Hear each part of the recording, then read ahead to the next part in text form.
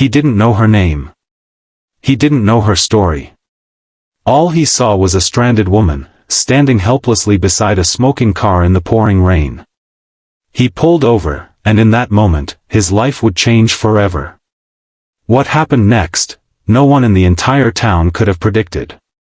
Stay with me until the end, because you won't believe who she really was. The rain fell in heavy sheets that evening, turning the main road into a river of glistening asphalt. It was the kind of storm that made people hurry home, close their doors, and watch from their windows. But for Daniel, a 36-year-old mechanic in the small town of Brooksville, it was just another long drive home from a late shift at the workshop. Daniel lived a simple life.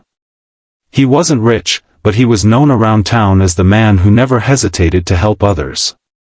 The truth was, Daniel understood what it meant to struggle. His own father had left when he was just 10 years old, leaving his mother to raise him and his younger sister alone. Since then, he had promised himself that no one around him should ever feel abandoned if he could do something about it. That night, his headlights caught sight of a silver SUV pulled over on the side of the road. Steam billowed from under the hood, and a woman stood beside it, shivering under the relentless rain. Daniel slowed down, pulled over, and stepped out, instantly soaked to the bone. "Hey, everything okay here?" he called out, raising his voice over the pounding rain. The woman turned toward him. She looked startled, almost like she didn't expect anyone to stop. I think my car broke down," she said, her voice trembling, not just from the cold, but from a kind of nervous energy Daniel couldn't quite place. Daniel gave a reassuring smile. "Well, lucky for you, I'm a mechanic." He popped the hood, quickly scanning the engine. The smell of burnt oil hit him immediately. "Your radiator's gone," he explained. "This thing's not going anywhere tonight." The woman's face fell. "I have somewhere important to be. I can't just leave it here." Daniel thought for a moment.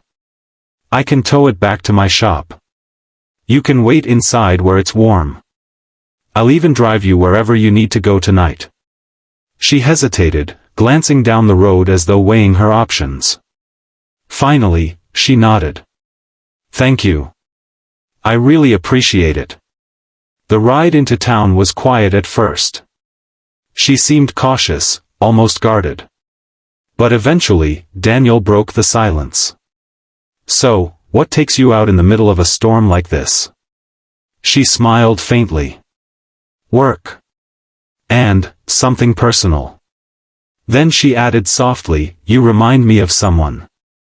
Daniel chuckled. "Hopefully in a good way."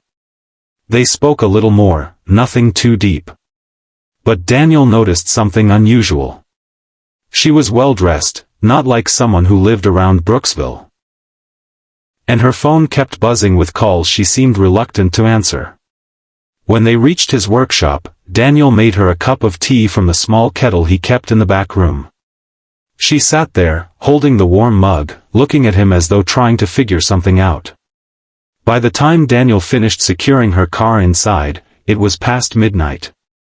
"Look," he said, "I'll work on it first thing in the morning. No rush on payment. I know how tough it is when something like this happens unexpectedly." Her eyes softened. "Why are you being so kind to me? You don't even know me." Daniel shrugged. "I don't need to know you to help you. My mom used to say, if you can make someone's day a little easier, do it, because you never know when you might need that kindness back." For a moment, she just stared at him, as though his words had struck something deep inside her.